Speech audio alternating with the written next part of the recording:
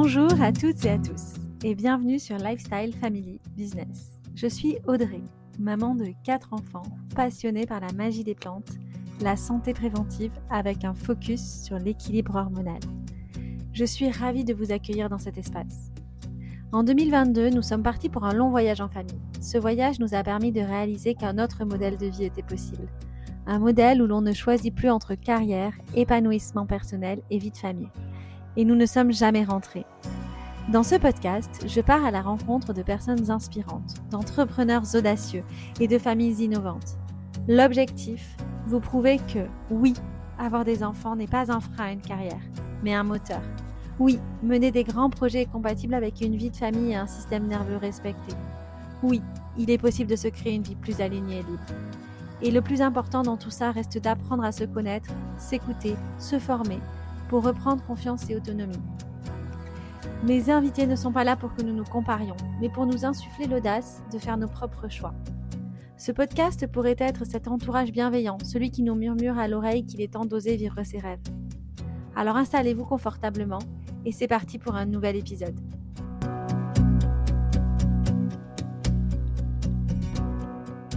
Salut Chloé, merci d'avoir accepté mon invitation.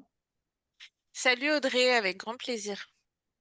Alors Chloé, on s'est rencontrés il y a 2 ans, je pense, quand on était nous en transition entre deux vies et qu'on était revenus à terre. On s'était fait un déjeuner ensemble et puis on se suivait déjà depuis longtemps. Chloé, c'est une personne que j'admire énormément parce qu'elle ose en fait faire des choix, avoir des discours un petit peu radicaux, qu'on pourrait dire radicaux sur Insta. Elle ose vraiment faire bouger les choses et en plus, elle a écrit un livre dont elle nous parlera. Et je suis super contente de la recevoir ici, notamment par rapport à l'instruction en famille où j'ai beaucoup de questions là-dessus et Chloé connaît le sujet par cœur. Donc, merci beaucoup d'avoir accepté ce moment. Bon, c'est pas le meilleur moment pour toi en ce moment. Oui, effectivement, je suis enceinte jusqu'aux os et je peine à formuler des phrases et à ne pas être essoufflée au bout de 2 phrases. Mais bon, voilà, je compte sur l'indulgence des auditeurs. Voilà. Ça va le faire. Et puis en plus, en fin de grossesse, comme ça, on est souvent plus connecté encore à son intuition, à ses idées, etc. Tu vas mettre au monde un quatrième enfant, donc je pense que ça ravive un petit peu toutes tes idées aussi, donc ça va être top. Ouais. Ça éteint un peu le cerveau aussi, hein. Je sens que niveau cognitif, c'est quand même moins ça. Mais bon, écoute, c'est avec plaisir d'échanger avec toi en tout cas. Ben, ça va le faire. Donc, déjà pour commencer tout simplement, est-ce que tu serais OK de te présenter? Ouais, ben moi je suis la maman de 3 enfants, 3 quarts là. Et je suis à côté de ça psychologue. Et puis après avoir fait des années de suivi thérapeutique classique, je me suis orientée plutôt maintenant vers l'accompagnement émotionnel des mamans, avec une cible plutôt des mamans qui font le choix d'être engagées pleinement dans leur vie de famille, qui priorisent voilà, l'éducation, l'instruction de leurs enfants. Donc, grâce à mon compte maman.psy sur Insta, c'est vrai que viennent à moi des mamans, bah, beaucoup qui font l'instruction en famille ou beaucoup qui y pensent, en tout cas, beaucoup qui sont remuées par la maternité et qui sentent cet appel à vivre auprès de leurs enfants pleinement, quoi. Ou bien. Et tu vis où? Alors nous, on est la moitié du temps en camping-car. On a fait le choix d'une vie semi-nomade, justement suite aux restrictions de l'instruction en famille il y a quelques années. On a changé de vie parce que c'était un motif de justement pour d'autorisation en fait de l'instruction en famille. Donc on a vraiment fait le choix de la liberté. Et le fait est que ça nous convient très bien, qu'on est vraiment bien dans voilà, dans ce mouvement Mmh. euh, quasi permanent où on part, on revient, on navigue au gré de nos envies à chacun. et on voit du pays, on rencontre d'autres familles qui vivent comme nous. Et voilà, je trouve que c'est important parce que quand on fait ce choix, parfois on peut ressentir de l'isolement ou un sentiment d'être un peu seul au monde à faire ce choix. Et en fin de compte, quand on prend la route, bah, on découvre plein d'autres façons de vivre et des familles qui vivent comme ça et pour qui c'est naturel et que ça fait des années qu'ils vivent comme ça. Et bah, c'est porteur, ça fait du bien. On a Mm. besoin de sentir qu'on n'est pas seul. C'est d'ailleurs un peu l'idée de ce podcast, en fait, c'est-à-dire que moi, déjà, nous, ça fait 4 ans qu'on fait l'instruction en famille.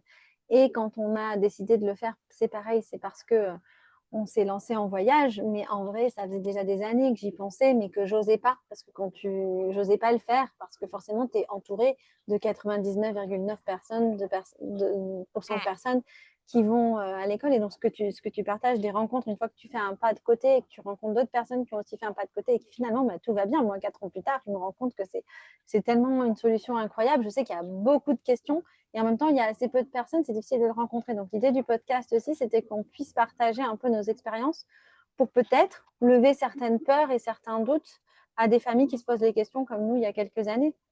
Tu vois. mmh. Oui, oui, complètement. Effectivement, il y a plein d'a priori sur ce mode de vie-là et y compris de la part des personnes qui sentent cet appel-là. En fait, moi, c'est que je reçois bon, principalement des mamans, hein, disons-le, en consultation, qui s'interrogent justement sur ce choix de vie, qui sentent que c'est juste en fait, parce que euh, j'en parle beaucoup. En 2019, Macron a changé la loi, c'est-à-dire que l'obligation d'instruction est passée de 6 ans à 3 ans. Donc, c'est-à-dire que, en gros, hein, même si c'est l'obligation d'instruction qui est là et pas l'obligation d'école, en gros, ça veut dire que tous les enfants entrent à l'école en maternelle, quoi, à 3 ans. Et il y en a plein qui sentent que c'est pas du tout OK de faire ça, en fait. Mm. Enfin, c'est encore des bébés. Alors évidemment, il y a beaucoup de personnes qui font le choix ou le non-choix de mettre leur enfant à la crèche ou chez une nounou parce qu'elles reprennent le boulot et qu'elles voilà, elles ont des difficultés à imaginer déjà dans un premier temps qu'elles ont d'autres choix. Ça, c'est le truc. Le premier truc, disons, c'est de conscientiser qu'on peut faire autrement. Après, bah, ça demande effectivement de se réinventer, hein. Il n'y a pas de solution clé en main pour ça, hein. Il faut bien trouver des solutions. Est-ce qu'on vit sur un seul salaire? Est-ce qu'on a demi-temps? Est-ce qu'on entreprend euh, quelque chose, autre chose? Euh, bon, toujours est-il qu'il y a une grande partie de la population qui bénéficie du congé maternité qui dure 3 mois. C'est honteux. Mm. Et qui, du coup, bah, confient leur bébé à une crèche ou à une institution bien avant les 3 ans. Donc, en fait, l'obligation scolaire, elle choque personne. Enfin, elle choque pas grand monde de ces personnes-là parce que finalement, l'enfant est loin des parents pendant toute la semaine, toute la journée. Mais bah, pour d'autres qui font le choix de rester un maximum avec leur enfant, bah, en fait, 3 ans, ils se rendent bien compte que l'enfant, il est pas prêt du tout à se séparer, en fait. C'est encore un tout petit être qui a un immense besoin de proximité avec ses figures d'attachement. Et donc, ben, en fait, c'est là où se pose la question, est-ce qu'il existe des alternatives à l'école à ce moment-là? Et donc, bah, il y en a beaucoup, en tout cas, moi, je reçois beaucoup de mamans qui s'interrogent et qui bah, s'engagent dans un autre choix de vie. Non sans appréhension, hein, il y a des questions classiques, hein, est-ce que je suis capable d'instruire mon enfant? Euh, voilà, donc tout ça, ça amène à d'autres recherche aussi sur qu'est-ce que c'est apprendre, qu'est-ce que c'est finalement ouais, les Éveillé, apprentissages. avancer. Est-ce que c'est forcément quelque chose? Comment? Je dis s'éveiller, avancer, expérimenter les apprentissages. Oui, mais pour certains, les apprentissages, c'est forcément les apprentissages scolaires Mm. avec répondre à des attentes particulières dans certaines disciplines, euh, alors que d'autres sont complètement sous-estimées, hein. À l'école, c'est quoi? C'est une douzaine de matières qu'on apprend, le français.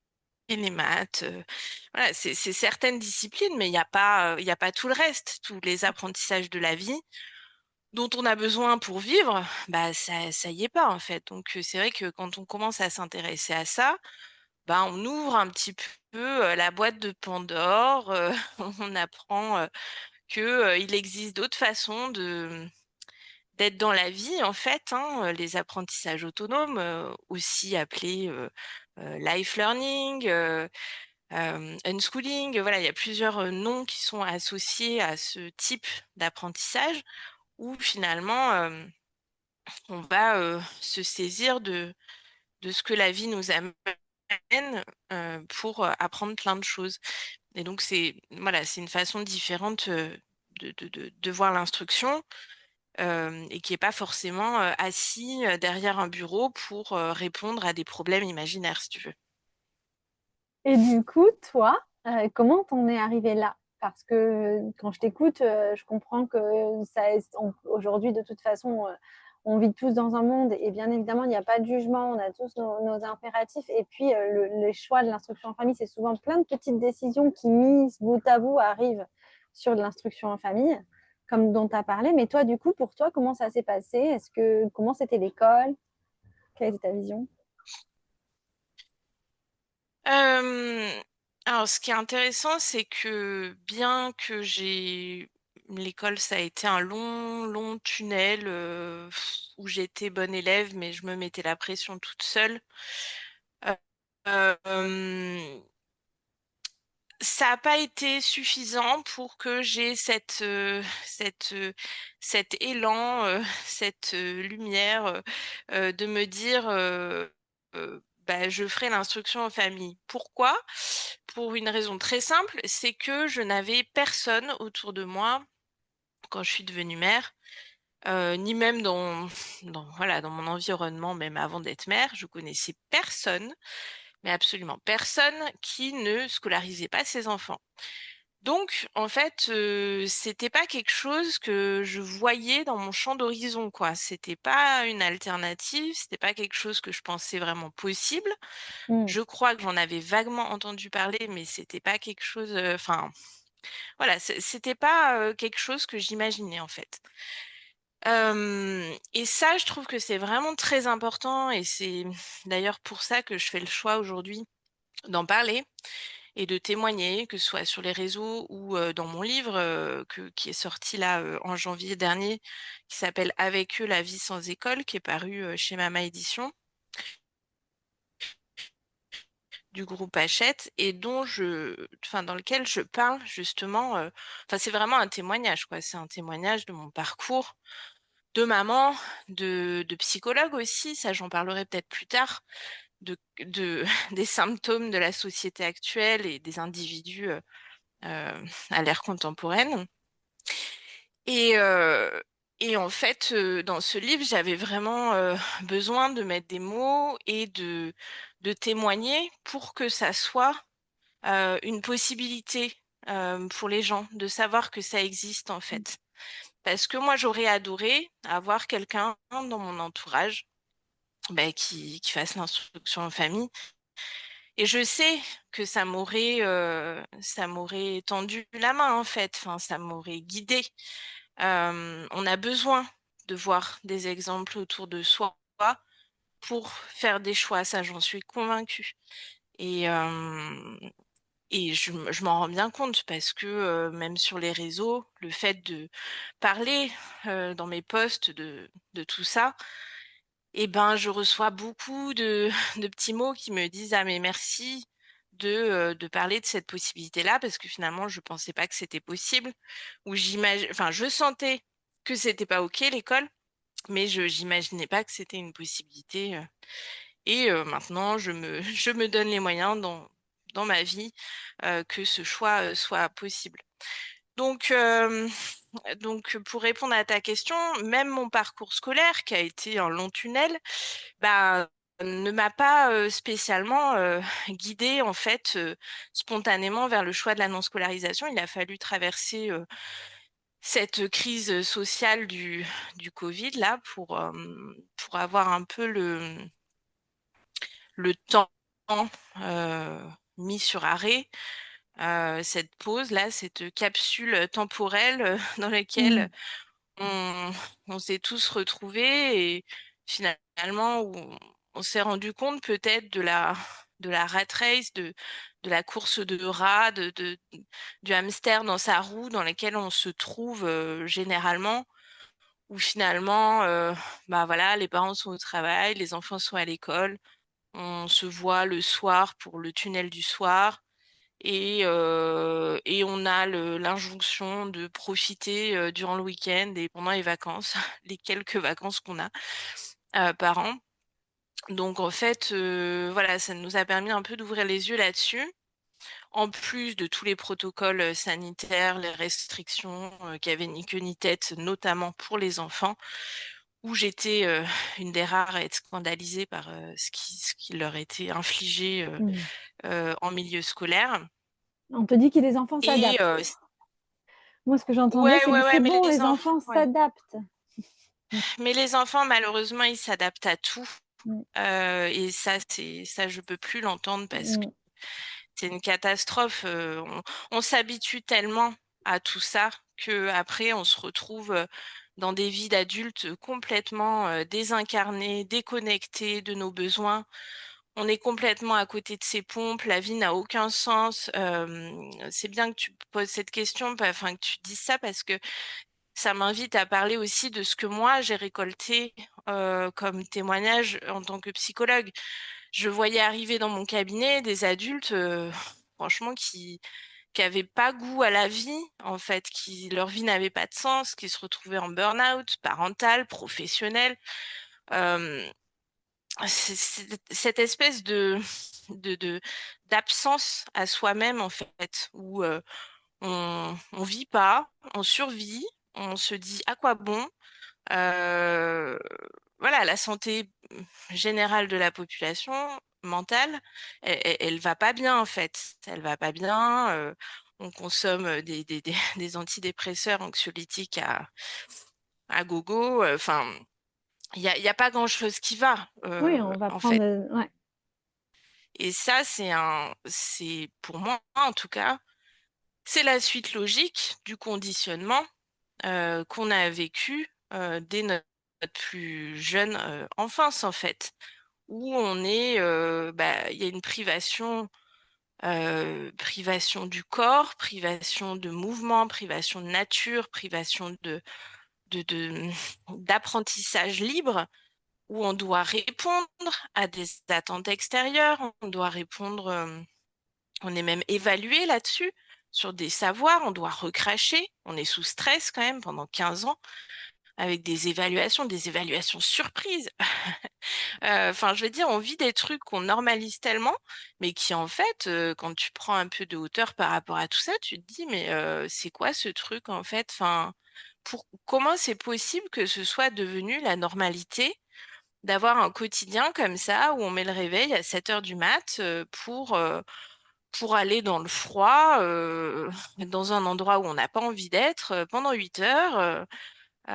Pour sortir de là, avoir des devoirs en plus le soir, devoir réviser, enfin, et tout ça pendant 15 ans. Mais c'est un peu fou quand même quand tu prends justement cette hauteur-là par rapport à la situation. Et donc, il n'y a rien d'étonnant à ce que ensuite, dans la vie d'adulte, eh ben, tu t'imposes, pareil, en fait, des contraintes horaires, des boulots qui n'ont pas vraiment de sens, mais bon, tu te dis qu'il faut bien bosser, donc on y va. Et puis, bah, t'attends avec impatience ton week-end, de tes quelques semaines de vacances et puis la retraite où tu te dis, ah, je suis enfin libre à 70 ans. Voilà, c'est un peu ça C'est le fou. schéma de vie contemporain.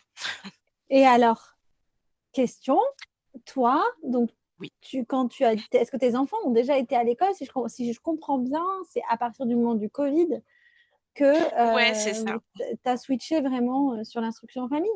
En fait, ouais, c'est ça. Pour reprendre le cours de ce que je disais, en fait, bah, par chance, parce que je vois vraiment ça comme une chance, Mm. j'ai deux amis qui ont sorti leurs enfants de l'école, en fait, à l'occasion du Covid.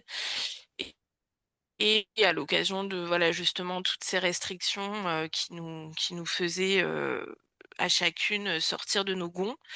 Et elles avaient sorti du coup leurs enfants de l'école, ce qui m'a complètement ouvert les yeux sur cette Mm. autre possibilité-là de vie. Donc c'est là où j'étais au début de mes recherches. J'ai commencé à lire André Stern, Thierry Pardo, Peter Gray et compagnie. Hein, je les ai pas tous en tête, mais voilà, il y a bah, le film de Clara Bellard, par exemple, Être et devenir. Voilà, j'ai commencé vraiment à entrevoir la possibilité d'une autre façon de vivre.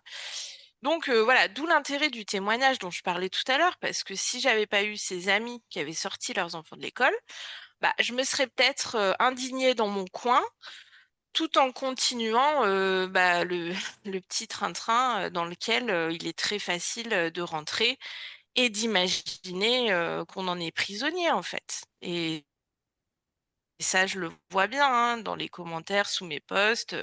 Ah, mais oui, mais comment on fait? On n'a pas le choix. Enfin, c'est un Mm. classique. Toi-même, tu sais, on n'a pas le choix. Ben, si, je suis désolée de vous le dire, mais si, vous avez le choix, en fait. Ça demande des ressources, ça demande du courage, ça demande de l'audace, ça demande D'être entouré. de l'énergie, ça demande plein de choses. Mais D'être on a le entouré choix. aussi. On a le De- choix. Oui.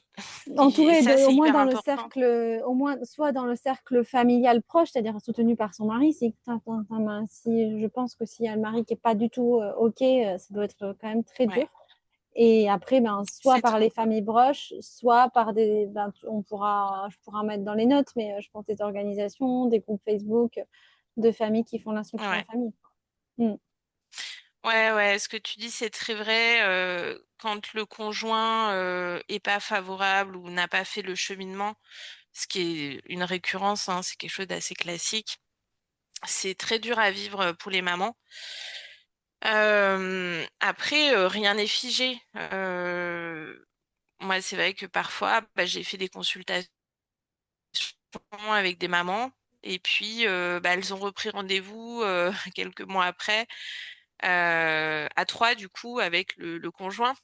Et voilà, on peut l'inviter à lire, on peut l'inviter à écouter des podcasts, voilà, quand il y a une bonne relation, heu et quand, voilà, il y a de l'amour et de la considération pour l'autre, il y a quand même cette possibilité de d'amener, le conjoint vers une ouverture à autre chose. En tout cas, moi, je suis toujours ravie quand c'est le cas et quand, le conjoint passe d'une posture, de crispation vis-à-vis de ce choix-là à quelque chose de l'ordre de la confiance finalement et de la déconstruction on passe tous par là en fait, hein, c'est de la déconstruction. On a tous vécu ce truc, infernal du système scolaire et en fait, on est tous conditionnés, on doit tous, faire ce travail de déscolarisation. C'est les premiers mots de la préface, qui est magistrale de mon livre qui a été écrite par, François Bégodeau. Il dit: «Déscolarisez-vous» et en fait, on doit tous se déscolariser pour envisager d'autres façons, bah, de considérer l'enfance, de considérer la vie de façon générale, les apprentissages. Voilà, on peut apprendre en dehors de l'école Mm. et il y a tout plein de choses qui se passent en dehors de l'école, y compris la, fameuse socialisation dont on, voilà, nous pompe un peu l'air. Il y a beaucoup de choses à dire là-dessus. La socialisation proposée par le système scolaire, c'est une socialisation qui est faite de hiérarchie, d'évaluation, de comparaison, de c'est un modèle qu'on est en droit en fait de questionner et de refuser. Moi personnellement, la socialisation proposée par le système scolaire, c'est une socialisation dont je ne veux pas et dont je prive exprès mes enfants. Je choisis de les socialiser autrement, au contact de personnes d'âge et d'horizons variés, que ce soit pendant les voyages, que ce soit dans le quotidien, voilà, amicales ou des rencontres fortuites. C'est bah, la vie telle qu'on la connaît, où on va côtoyer les uns et les autres en dehors du système carcérale qui est l'école. Ce qui est incroyable, c'est qu'on enferme les enfants pendant 15 ans, on les isole de la société et on nous parle de socialisation. Enfin, c'est quand même incroyable. On les cantonne à être enfermés pendant toute une journée dans une classe avec exclusivement des enfants du même âge et on nous parle de vie sociale. Enfin, alors qu'en soi, ils ont presque même pas le droit de se parler parce qu'ils doivent écouter le professeur pendant toute l'heure de cours. Donc, Mm. en fait, voilà, tout ça, on peut le questionner, on peut le refuser aussi. Et, euh, et voilà, pour revenir à la question initiale, bah oui, à ce moment-là, j'ai compris tout ça. Il a fallu que je lise, il a fallu que je rencontre aussi d'autres familles qui faisaient ce choix, notamment sur des camps, par exemple. Il y a plein de choses hein, qui sont organisées pour les familles non-sco. Il y a des camps toute l'année qui sont organisés par différentes assos. Et puis, il y a des groupes WhatsApp, il y a des groupes Facebook qui permettent aux personnes qui ont les mêmes préoccupations pour leurs enfants, pour leur famille, de se rencontrer. C'est Mm. un peu la magie des réseaux aujourd'hui, hein. On en Carrément. dira ce qu'on voudra, mais c'est quand même une occasion aussi de rencontrer des personnes qu'on n'aurait pas forcément rencontrées parce qu'ils sont pas nos voisins, ils sont pas, voilà, on les croise pas au coin de la rue. Et donc, bah, quelque part, c'est une chance d'avoir la possibilité de se retrouver par ce biais-là, quoi. Mm. Ça, c'est sûr que je le dis souvent, les réseaux, c'est vraiment un point positif, c'est qu'on a la capacité de s'entourer facilement des personnes qui nous inspirent ou qui ont des valeurs communes, etc. Ce qui est intéressant, c'est que tu partageais que le Covid, ça avait été vraiment voilà, le point où tu t'es dit, et ça pour beaucoup, hein, pour moi aussi, ça a été, je me suis dit, bah, en fait, c'est pas si compliqué, là où on te dit que c'est très compliqué, qu'il faut un bac plus 5 plus 2 ans ou un an d'IUFM, plus ci, plus ça. Donc forcément, au début, tu te dis, je suis pas capable. Et en fait, ben, si tout s'est très bien passé, donc c'est vrai que moi, ça m'a aidé. Et puis aujourd'hui, le voyage, tu vois, le voyage, ça permet vraiment de faire un pas de côté. Je vois les familles qui font des longs voyages et qui déscolarisent pour une certaine durée. C'est là qu'elles se rendent compte, ah mais en fait, c'est tellement tout plus fluide. Donc, c'est ça, c'est Mm, intéressant aussi. Je voulais le partager s'il y a des familles qui hésitent parce que ce dont tu as partagé, c'est bien, tu vois. C'est-à-dire qu'à partir du moment où tu commences à hésiter, l'idée, c'est d'aller te nourrir, d'aller lire. Ça ne veut pas dire que tu vas devoir mm, prendre cette décision, que tu vas la prendre même. Mais je veux dire, au moins s'intéresser, regarder comment ça se passe ailleurs, c'est toujours riche. Et puis, si on a envie de pousser l'expérience, ça peut être aussi bah, un voyage, un voyage de 6 mois, d'un an, qui permet aussi de se tester. Il y a une autre chose sur laquelle je voulais ouais. revenir, c'est on parlait du conjoint. Toi, ton conjoint, il a toujours été favorable ou c'est toi qui as commencé à en parler? Non, c'est moi qui ai commencé à en parler et justement, j'ai connu moi aussi ça. Bon, ça, Dieu merci, ça n'a pas duré très longtemps, cette phase où où j'ai dû, entre guillemets, le convaincre. Euh, mais effectivement, je pense que vraiment, il y a, c'est très, très ancré. On peut dire qu'on est complètement scolarocentré, tous. On est dans une société qui est scolarocentrée. Tout tourne autour de l'école. Toute la vie, toute notre société tourne autour de l'école. Et en fait, bah, il y a une sorte d'agrippement à à ce modèle-là, en fait. Et il y a beaucoup de peur qui viennent du fait de sortir son enfant de l'école. On s'imagine que bah, qu'il va avoir des lacunes, on s'imagine qu'il va avoir personne, on s'imagine je sais pas moi, qu'il va devenir un enfant sauvage, que on va se marginaliser complètement. Enfin, bon, voilà, il y a plein de peurs. Et donc oui, je suis allée plus vite parce que dans mon cheminement, parce que j'ai lu des choses que lui n'avait pas lues. J'ai échangé beaucoup avec ses amis qui avaient sorti leurs enfants de l'école, alors que lui, bah, à l'époque, il bossait du lundi au vendredi. Euh, voilà, donc il était pas du tout dans la même démarche en fait que moi, et pas aussi scandalisé aussi par tout ce qui se passait. Même s'il trouvait ça choquant, il n'était pas dans l'état d'indignation dans lequel j'étais à l'époque. Euh, et, euh, et voilà, ça a été un cheminement pour lui aussi, où il a dû faire ce travail de relecture aussi de son propre parcours scolaire. Maintenant, il en parle régulièrement. Et d'ailleurs, il m'en a parlé et ça a fait l'objet de conversations. J'en ai même parlé dans le livre de son propre parcours scolaire dont il a souffert en fait. Et c'est fou à quel point on peut avoir souffert de son enfance, de tout ce qu'on a vécu à l'école, et à quel point on peut fermer les yeux et réimposer ça à nos enfants. Alors que nous-mêmes, on Mm. aurait largement préféré être libre de notre temps, de nos mouvements, de sortir quand on avait envie, de ne pas être obligé d'être assis.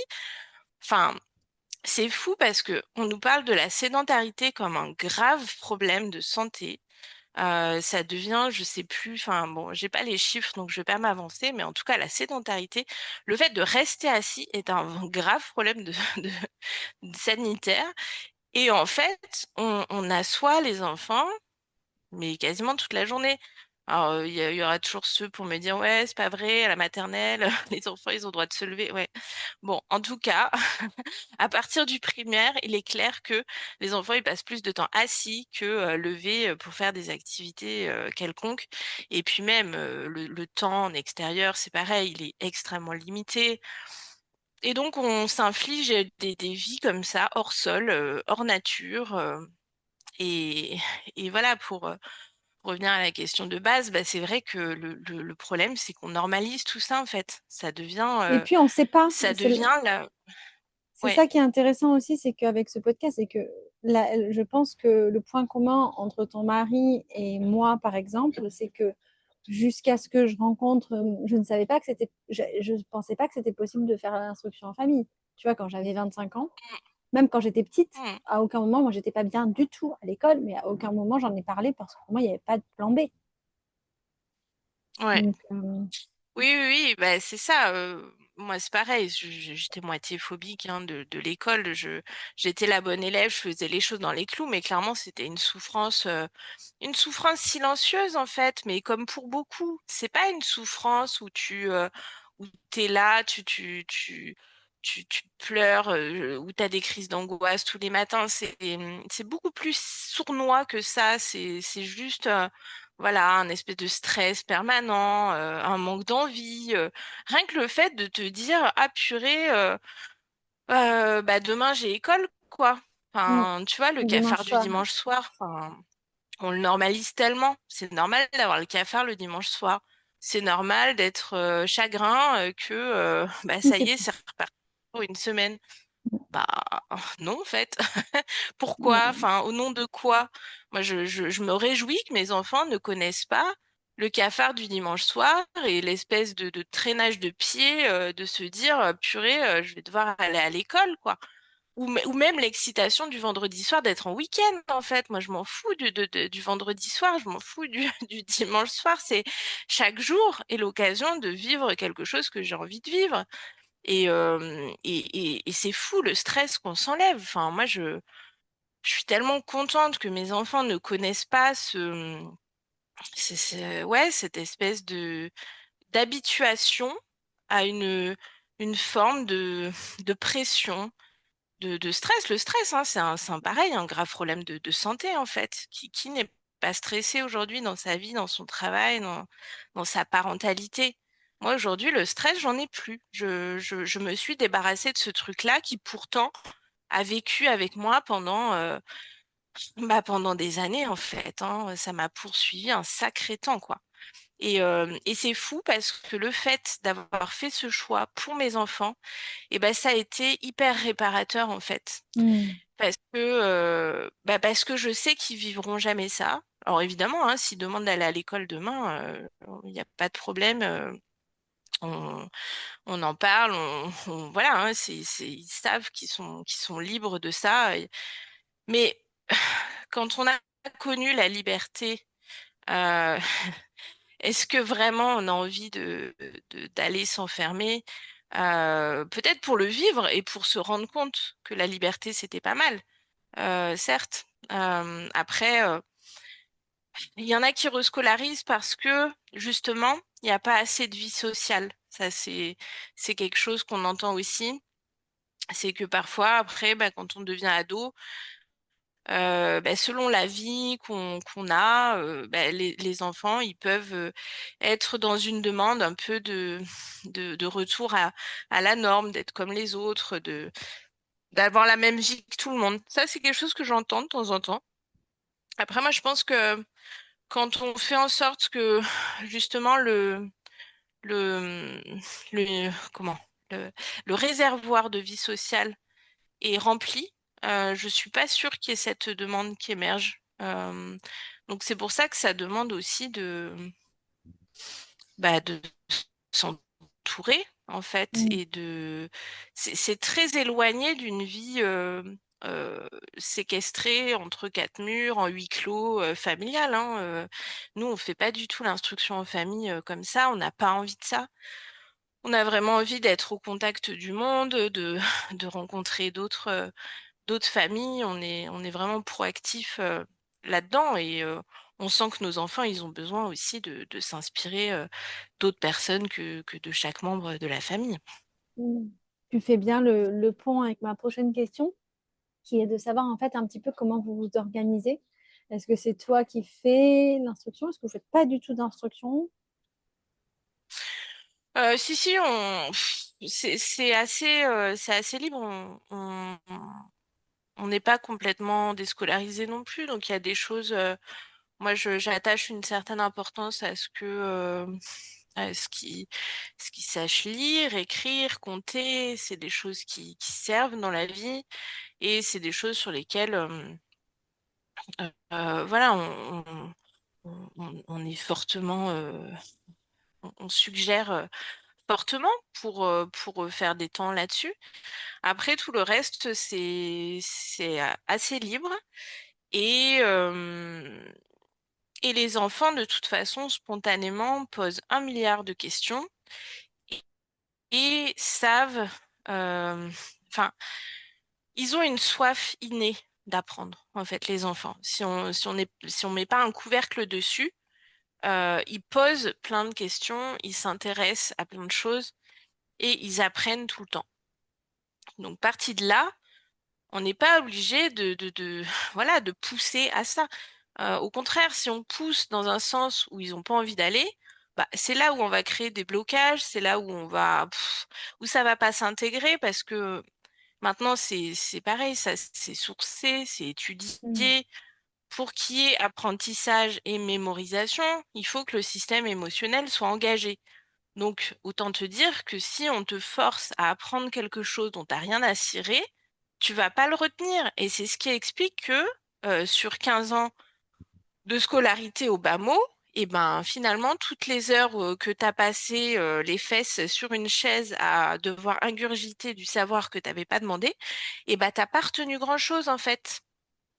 Et c'est un drame quand même parce qu'on en a passé des heures à apprendre des choses.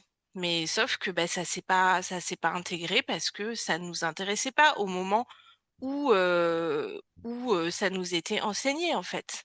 Parce qu'il n'y avait pas de motivation intrinsèque à apprendre ça à ce Mm. moment-là. Donc ça s'imprime pas. Donc quel est l'intérêt? Bah, je te le demande. Voilà. Et alors, vous avez une organisation, c'est hyper intéressant parce que là, tu viens de nous partager vraiment tout ce qui est théorie au niveau apprentissage et je te rejoins énormément, hein. Je le vois même là, même, alors plutôt chez les grandes qui ont un peu des objectifs de vie et tout, tu vois. Donc là, moi, j'ai ma deuxième qui était vraiment pas scolaire, donc dans le scolaire du terme scolaire, tu vois. Enfin, tu vois ce que je veux dire, elle dessinait en cours, quoi, en fait. Mhm. Par contre, là, maintenant, en fait, j'arrive à 22h30 le soir, elle bosse. Ce matin, elle bossait. Je sens que, mais c'est pas moi qui lui dis, c'est qu'elle est dans un moment où elle est au taquet, quoi. Et donc, du Et coup, oui. c'est sûr que parce qu'elle a envie, parce qu'elle l'a décidé, tu vois, et c'est chouette. Mhm. Mais donc, bon, après, nous, on a une certaine organisation. On est assez carré. Mon mari, il est assez carré. Donc, on a tous les matins, on fait l'école, tu vois, ça, c'est sûr. Mhm. Est-ce que vous êtes comme ça ou comment vous vous organisez? Alors nous, nos enfants, ils sont plus petits que les tiens. Ouais. Moi, l'aîné, il a 8 ans. Ah oui, c'est vrai. Beaucoup plus petit. Donc il y a encore beaucoup de jeux libres, beaucoup d'activités voilà, informelles. Euh, je pense que en fait, ça suit son cours comme ça. Il y a des temps où qu'on dédie à des apprentissages un peu plus formels. Ça arrive, mais c'est jamais forcé. Euh, ils demandent, hein, même les plus petits, hein, ils demandent, ils aiment bien faire du cahier. On a plein de supports différents, des cahiers, des trucs que j'ai imprimés, que j'ai piochés à droite, à gauche. Voilà, il y a des bouquins qui sont très bien faits pour la lecture. On n'est pas obligé de faire des heures et des heures. La lecture, c'est pas tout un truc, hein, à apprendre. euh, ça, ça vient assez facilement quand c'est mûr aussi, quoi. Je me souviens que mon aîné, il aimait pas lire du tout. Et justement, nous, bah, on se disait, on était encore un peu scolaire, on se disait, ah bah mince quand même, CP, CE1, ça serait bien que ça soit plus fluide que ça, quoi. Et, euh, et en fait, bah, quand ça a été mûr pour lui, il s'est mis à dévorer des BD à n'en plus finir. Il lisait, je sais pas, 5 BD par jour. Et voilà, et en fait, je pense qu'il quand le fruit est mûr, il tombe de l'arbre et c'est tout. Donc il faut bien sûr être là pour enfin moi c'est comme ça que je considère, c'est que on doit fournir un environnement qui est propice à l'épanouissement des enfants, que ce soit l'épanouissement émotionnel, intellectuel, spirituel, hum, affectif, enfin voilà, sur tous les domaines. On a un rôle à jouer, bien sûr, et cet environnement-là, en tant que parent, on en est garant. On fait des choix, je veux dire, on fait des choix de ce qu'on leur donne à manger, on fait des choix de, de- d'avec qui on évolue dans la vie, etc. Et donc ça, c'est hyper important. Mais à partir de là, bah, il y a une sorte de confiance nécessaire en l'enfant que de toute façon, il va pousser et qu'il va grandir et qu'il va aller de lui-même vers la lumière, quoi. Et qu'en fait, il sait de quoi il a besoin pour lui, quoi, pour son épanouissement. Et donc, parti de là, bah, il n'y a pas vraiment de, de cadre organisationnel. Voilà, ça fluctue un peu, tu vois. Là, je sais que le cadre, il va bouger aussi. Je suis enceinte, je vais accoucher. Les choses, elles bougent aussi en fonction de ce que la vie Des énergies. amène. Ouais, et quand on est en voyage, le quotidien, il est très différent que quand on est plus posé. Euh, voilà, tout est mouvant, en fait. Et Et les rythmes donc, aussi, ils changent en ouais, fonction des oui, c'est saisons. ça. Mhm, Mm. exactement. Exactement. Et, euh, et, et en tout cas, nous, c'est le quotidien dans lequel on se retrouve. Je crois que je m'ennuierais profondément dans un quotidien où chaque jour se ressemble. Mais ça peut évoluer et il peut y avoir bah, un peu plus tard, il peut y avoir des temps plus formels qui se mettent en place naturellement. Voilà, pour l'instant, c'est quand même assez libre et encore une fois, nos enfants sont très jeunes. Hmm. Et quand il y a des temps un peu plus cadrés scolaires, donc là, c'est les enfants qui vous font la demande? Ça vient des enfants ou c'est vous qui saisissez une balle au bon et puis est-ce que c'est plutôt toi ou est-ce que c'est plutôt Bon, ton les deux, mari? hein, franchement. Non, non, non, Un peu des deux. c'est vraiment spontané. Hmm. Enfin, tu vois, je saurais même pas te répondre. Il y a pas de règles. C'est vraiment en fonction du moment, en fonction de leurs demandes. Parfois, on suggère, bah tiens, qu'est-ce que vous voulez faire? Est-ce que vous voulez faire un peu de cahier? Est-ce que vous voulez faire un peu... Voilà, enfin, c'est vraiment très libre et c'est comme ça qu'on se rend compte que ça fonctionne le mieux. Et comme je disais tout à l'heure, je pense que créer des blocages par rapport à ça ou leur sous-entendre ou leur faire comprendre d'une façon ou d'une autre que apprendre, c'est une contrainte, ben pour moi, je pense que c'est la pire des choses. Moi, j'ai compris ça dans mon corps, dans mon esprit pendant toute ma jeunesse que apprendre, c'était une contrainte. Et du coup, ça Hmm. m'a dégoûtée de Ça a bloqué. tout apprentissage. Hmm. Et franchement, bah, je trouve que c'est ce qu'il y a de pire, quoi. C'est qu'en fait, j'avais plus envie d'apprendre. On me parlait d'histoire, de trucs. Bah, en fait, j'arrivais pas à m'intéresser parce que pour moi, c'était quelque chose de rébarbatif parce qu'en fait, ça m'avait saoulée. Pour moi, c'était assimilé de près avec quelque chose de vraiment foncièrement rébarbatif. Et donc, c'est que maintenant, à force de détox, que du coup, je me réintéresse à des choses bah, qui étaient contraintes, en fait, qui étaient poussives, qui étaient... ouais, c'est triste, en fait, quand tu y penses. De tout ce temps où tu aurais pu faire des choses que t'aimais, des choses qui te faisaient vibrer. Et, euh, et cette privation de liberté, elle nous coûte cher à tous, en fait, hein. Hmm.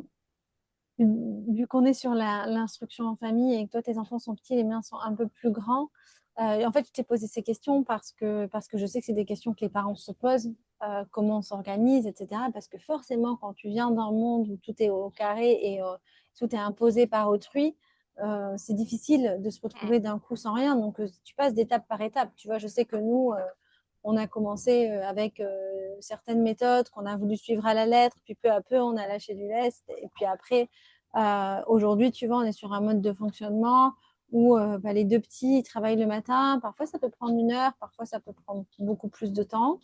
On n'est pas, Mm. on arrive quand même, comment te dire, c'est pas, il y a des moments où c'est pas si fluide que ça, mais on, c'est en train de changer. Si tu veux, en grandissant, on sent un intérêt vraiment de la part. Déjà, le dernier, il a choisi lui-même de se mettre à faire des devoirs comme c'est. On a attendu qu'il le demande, à faire des cahiers, etc. Tu vois. Et les deux grandes, par contre, elles sont en autonomie. Et nous, ce qu'on fait, c'est que on leur, on leur propose de nous faire un planning, de s'organiser, puis de nous montrer leur planning, si tu veux, d'organisation. Puis on ne suit pas une année scolaire, en fait, on les laisse avancer à leur rythme. Donc parfois elles avancent plus vite, parfois elles avancent moins vite. Et elles se mettent voilà, un petit planning parce que ça leur permet de s'auto. Mais par contre, elles vont elles-mêmes choisir les matières. Elles vont, si elles-mêmes elles choisissent de ne pas travailler aujourd'hui, bah, elles s'organisent avec leur planning. Il y a une grande autonomie et ça rejoint un petit peu ce que tu disais, c'est-à-dire que quand tu décides et que tu fais les choses par choix, bah, ça change beaucoup la donne, quoi. Je pense que là, Romy, elle est Mm. en train de se dire qu'elle travaille parce que bah, là, on est au port, qu'il n'y a pas forcément grand-chose à faire, mais que cet été, il y aura plus de choses à faire. Et du coup, elle se dit, bah, voilà, je m'avance. Enfin, moi, quand j'étais enfant, j'étais incapable d'avoir une vision à plus de la semaine suivante, quoi, tu vois. Oui, mais bon, je pense que voilà, quand tu as un projet, ouais, je me souviens plus quel âge à la plus grande, mais il arrive parfois que en grandissant, on rencontre quelqu'un qui fait un métier où on se dit, ah ben j'ai envie de faire ça. Et après, bah, du coup, c'est une raison aussi supplémentaire de se remettre dans un circuit d'études plus classique. Où effectivement, bah, pour être ceci ou cela, il faut un diplôme. Donc, bah, il faut bosser et apprendre certaines choses pour pouvoir passer ce diplôme. Mais C'est ça ça. ça vient plus tard en fait. Et pour moi, pour les enfants qui sont jeunes, le plus important à préserver, c'est leur envie Mm. d'apprendre.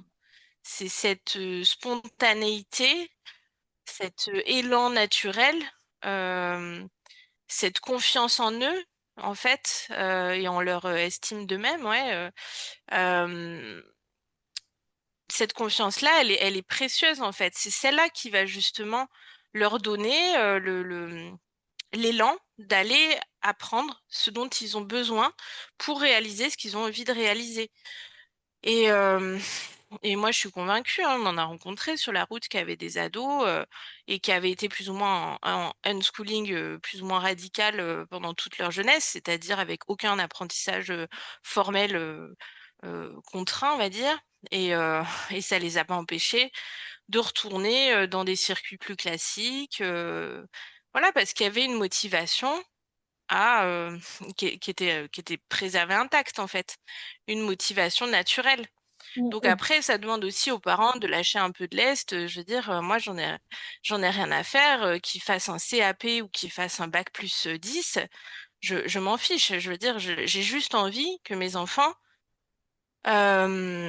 fassent en temps réel ce qu'ils ont envie de faire, ce qu'ils ont envie de réaliser. Parce qu'on a trop tendance aussi, et ça, j'en parle dans mon livre, à mettre entre parenthèses l'enfance en vue d'un avenir. Il faudrait être privé de liberté, apprendre certains trucs, vivre cet enfer sur Terre là pendant X années pour assurer Mm. une sécurité, une pseudo-sécurité future. Alors qu'en plus, c'est complètement idiot, mais de plus en plus à l'heure Mm. actuelle où tout bouge à 1000 à l'heure et où les métiers d'aujourd'hui n'existeront plus demain, de s'imaginer que en fait d'ailleurs c'est déjà même plus vrai parce que celui qui a fait un CAP là tu sais le truc de gros naze qui partait à 16 ans là de l'école mais je sais plus à 15 ans d'ailleurs le truc complètement dévalorisé où c'était vraiment trop la loose de faire un CAP. Au final celui qui a un CAP il gagne presque mieux sa vie que celui qui fait bac+5. Donc c'est fou en fait à quel point on a dévalorisé certains savoir-faire, certaines compétences manuelles.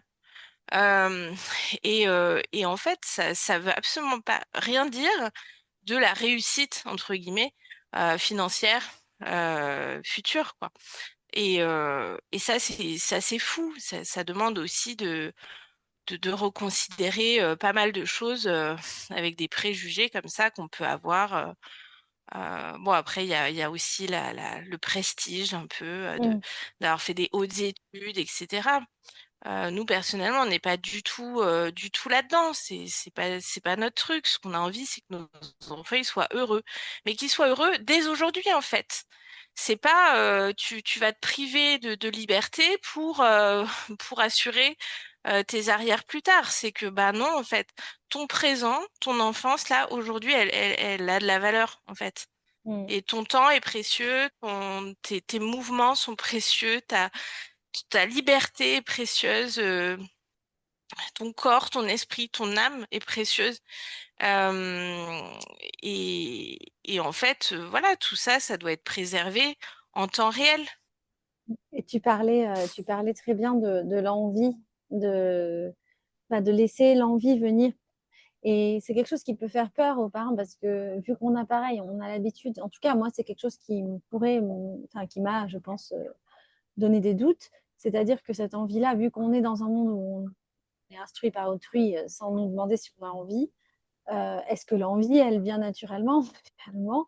Et oui, elle vient naturellement. Et ce que j'ai envie de dire aussi aux parents, c'est que quand les parents, ils aiment apprendre, ils aiment faire, ils aiment développer des projets comme toi tu fais par exemple, ils te voient faire. Donc, Mmh. et forcément, il y a cette imitation. Et donc, l'envie, elle arrive aussi par le modèle qu'on leur donne et qu'on ne leur donne pas quand ils sont à l'école, vu que quand ils sont à l'école, ils ne nous voient pas.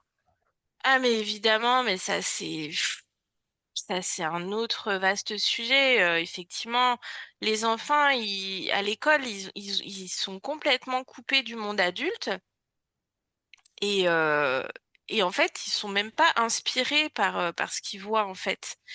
Donc ça, c'est un autre sujet hyper important. C'est que l'enfant qui est instruit en famille, il voit effectivement ses parents qui bricolaient, qui cuisinaient, qui réparaient un problème de moteur.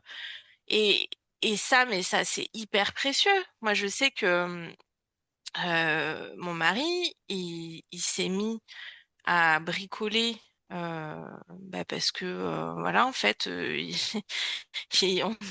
on s'est vite rendu compte que payer des artisans pour certains travaux ça coûtait quand même cher. D'où le fait que l'artisanat ce soit aussi un très bon choix de métier. À regarder des tutos et à l'heure d'internet c'est incroyable toutes les informations qu'on peut Mm. avoir et si on veut, si on a la motivation d'apprendre à faire les choses par soi-même, il y a tout un tas de ressources gratuites qui nous permettent de nous former sur le tas et c'est génial. Je veux dire, il a appris à rénover une maison de ses propres mains et ça, c'est un savoir qui est précieux. Et nos enfants, ils ont vu ça en fait. Ils voient ça. Ils voient maman qui cuisine, qui fait son pain au levain. Voilà, on va pas aller acheter le truc déjà tout fait, emballé sous vide, ultra transformé qui va nous rendre malades. C'est que non, en fait, on apprend à faire et tout ça, pour moi, c'est une transmission qui est hyper importante. Mm. Et effectivement, en fait, c'est la façon la plus écologique de vivre, qui est la norme dans toutes les sociétés traditionnelles du monde, hein, encore, hein, sauf nous, euh, occidentaux, modernes, etc. Mais sinon, cette façon de vivre, c'est juste la norme dans la plupart des pays du monde, hein, Mm. qu'on dit tout développé, hein, mais voilà. Où d'ailleurs, il n'y a pas d'école et où les enfants évoluent auprès de leurs parents et grandissent en apprenant les savoir-faire familiaux. Mm. Et tu vois, pour rejoindre ce que tu dis aussi, du coup, moi, j'accompagne beaucoup de familles qui ont des grands projets, des grands rêves d'entreprendre, voilà. Et souvent, quand arrivent les vacances scolaires, c'est désolé, je ne peux pas travailler, j'ai les enfants, ou les enfants sont en vacances, donc je dois garder les enfants. C'est vraiment où je dois profiter des enfants, peu Mm, importe en tout cas, c'est-à-dire que si les enfants sont là, je ne dois pas travailler. Il ne faut surtout pas qu'ils me voient travailler, je dois être 100% avec eux. Mais pour mm. moi, de lâcher ses projets, de lâcher ses rêves, il faut bien évidemment un intermédiaire, mais tu vois, je trouve ça tellement dommage parce que c'est un si bel exemple en fait qu'on peut montrer aussi aux enfants et on peut travailler avec eux. Enfin, je vois pas pourquoi tout devrait Ouais. être coupé. Je veux dire, ton Oui, mari doit mais bricoler avec tes enfants, tu vois. ça, c'est valable pour les personnes qui, je pense, ont déjà fait un pas de côté. Mm. Parce que j'imagine que quand on est dans un schéma de vie où on se sépare de ses enfants du matin au soir, du lundi au vendredi, Après, et les ben enfants sont plus effectivement, capables non plus. Ça, oui, je l'avoue, tu vois, c'est-à-dire que quand les enfants sont à l'école et que là, on leur a dit tout quoi faire pendant des mois et des mois, et qu'on leur dit maintenant que vous êtes en vacances, en fait, oui, les enfants sont plus capables de se trouver des activités seuls. oui, alors ça c'est un vrai sujet et ça Mm. c'est incroyable parce que c'est vraiment vrai, c'est que les enfants qui vont à l'école, ils sont la plupart du temps complètement agrippés à leurs parents quand ils sortent de l'école. Ils ne savent plus jouer seuls, ils ne savent plus s'occuper seuls parce qu'ils ont l'habitude d'avoir des activités dirigées et du coup de pas être libre en fait et ça c'est ça, c'est vraiment fou et c'est la double peine pour les parents du coup parce que finalement bah il y en a plein qui souffrent de justement de cette parentalité là parce que c'est pas ça dont on a envie non plus. Enfin moi je sais que j'apprécie que mes enfants soient aussi autonomes dans leur jeu et que j'ai pas besoin d'aller jouer au Playmobil avec eux. En fait, ils savent jouer seuls. Ils savent faire les choses seuls. Ils n'ont Et pas tu ne besoin qu'on soit culpabilises toujours pas. derrière eux. Il y Non, a ça pas aussi. Il y du a tout. beaucoup de mamans qui culpabilisent parce qu'on leur a dit qu'il Ouais, fallait passer du temps de qualité. ouais, exactement. Et c'est ce que je voulais dire quand tu parlais justement de la maman dont tu parlais, qui s'autorisait pas à bosser en présence de son enfant. C'est qu'en fait, elle est tellement séparée du matin au soir et du lundi au vendredi de ses enfants que du coup, bah, tout le peu de temps qu'elle a avec ses enfants, il faut qu'il soit absolument consacré aux enfants. Mm. Du temps où tu es vraiment là, tu es disponible, tu fais pas autre chose. Et ça fait partie ouais, des injonctions là à la parentalité, C'est pas passer du facile, temps de hein. qualité, etc. C'est pas facile de s'en Bah, sortir c'est pas parce facile. que ouais, même moi, après 4 ans, tu vois, j'ai Bah, parfois des remontées. Bah là, ça y est, je pense que c'est fini, mais j'en ai eu plusieurs parce que bah, forcément, moi, j'ai des gros projets d'entrepreneuriat et c'est ce qui m'anime énormément. Et en même temps, je suis toute la journée avec mes enfants, mais sur mm, la journée, il y a beaucoup de moments où je travaille. Mais au final, je pense que je passe ouais, largement plus de temps avec eux. Finalement, tu vois, tous les repas, enfin voilà, tous les temps mm, de familial, on est ensemble. Et j'ai toujours ce truc, mais tu travailles trop mhm. parce que enfin, ça m'est venu jusqu'à encore il y a récemment, et puis maintenant, c'est totalement OK. C'est pas simple, je trouve, de sortir des schémas d'éducation qu'on a eus ou qu'on voit parfois sur les réseaux ou qu'on nous dit, tu vois. Ouais. Ouais, moi je suis persuadée que moi aussi mes enfants ils me voient travailler parce que enfin c'est moi qui travaille là euh, et euh, et moi je trouve que il faut vraiment se lâcher la grappe avec ça parce que bah, ça montre aussi que bah, qu'il n'y a rien qui tombe tout cru en fait. Mm. Enfin, je veux dire, on a besoin de travailler, ça fait partie des choses de la vie. Tu vois, cet automne, par exemple, on a travaillé ensemble. Alors non, on n'exploite pas nos enfants, hein. Attention. Mais nos enfants, on a fait de la cueillette de châtaignes et on a ramassé tous ensemble 400 kilos de châtaignes. Et en fait, bah, qu'est-ce qu'on apprend aux enfants? On apprend que bah voilà, l'argent il tombe pas du ciel, bah, que si on s'y met tous, et ben voilà, on peut générer des revenus comme ça. Et je trouve que c'est chouette en fait ça Mm. de pouvoir vivre ça ensemble. Et bah, tout, hein, du début à la fin, hein, de la cueillette au fait d'aller à la coopérative, donner les châtaignes, de voir les personnes peser, euh, éliminer celles qui étaient pas bonnes. Du coup, t'es un peu blasé parce que t'en as ramassé qui étaient véreuses et du coup, elles sont pas comptées. Enfin, voilà, toutes ces petites choses qui te montre que bah en fait c'est ça la vie d'adulte et il y a une immersion des enfants dans la vie adulte avec bah voilà c'est avec les aléas que ça comporte. Je veux dire toi-même tu sais bah dans la vie de famille bah je sais pas moi le camping-car qui tombe en panne, le voilier qui prend feu, tu vois tous Mm. ces aléas Mais que tu as dans la vie normale aussi, hein, la voiture qui tombe en panne, la deuxième voiture qui tombe en panne, tout. oui Tu en as encore plus, j'ai envie de te ouais. dire, les bouchons. Ouais, oui, mais ça, c'est pas les aléas que je trouve.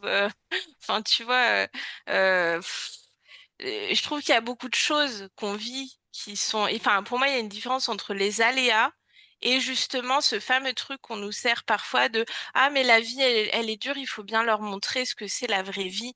Sous-entendu, justement, la vraie vie, c'est un ensemble de galères, de transport, de métro, boulot, dodo, etc. C'est pas comme ça que je vois les choses, tu vois. Je trouve que la vraie richesse, c'est de montrer aux enfants que, bah, effectivement, euh, les vraies difficultés qui sont liées qui sont complètement liées à une vie, mais qu'on a réellement choisie. C'est pas le côté rébarbatif de tous les matins, on va dans la voiture froide pour aller faire un trajet de 15 à 30 minutes. Et tu vois, toute cette espèce de lourdeur de la vie. C'est pas ça que moi, j'ai envie de transmettre à mes enfants. Mm. Et je trouve qu'il y a une vraie différence entre la lourdeur, qui pèse parce on se sent des obligations à être dans des vies de merde, et ne pas confondre avec les aléas qu'on rencontre et qui font Mm. partie de la vie, avec voilà, même les conflits, je veux dire, les conflits intrafamiliaux, les choses qu'on apprend, qui sont toujours source de de richesse en fait, parce que ça nous amène à discuter, à communiquer, à apprendre à le faire, à voir que ben voilà, on est parfois on est fatigué, parfois ils sont vraiment au plus proche de ce que c'est la vraie vie, je trouve, Mm. sans en être exclus, comme c'est le cas de tous ceux qui sont dans la vie, que tu qualifies de normale et qui, moi, me semblent complètement anormales et moitié folle, je veux dire, un peu délirante. Ok, on arrive sur la fin de cet échange et moi, pour terminer, j'ai vraiment envie que tu nous partages s'il y a des personnes qui nous écoutent et qui se posent des questions, par où tu commences? Si elles veulent voilà, commencer l'instruction en famille, qu'est-ce qui est selon toi très important et comment tu invites les personnes à se lancer? Vous avez 2 heures. Euh... Ouais, c'est ça. Euh, Bah écoute, j'ai envie de leur dire d'acheter mon la promo bien placée, tu sais. Non, mais pour le coup, en finesse et tout, subtil. Non, mais si, c'est important, c'est ce qu'on Non, disait, lire, franchement, écouter, connecter. oui, bah c'est ça.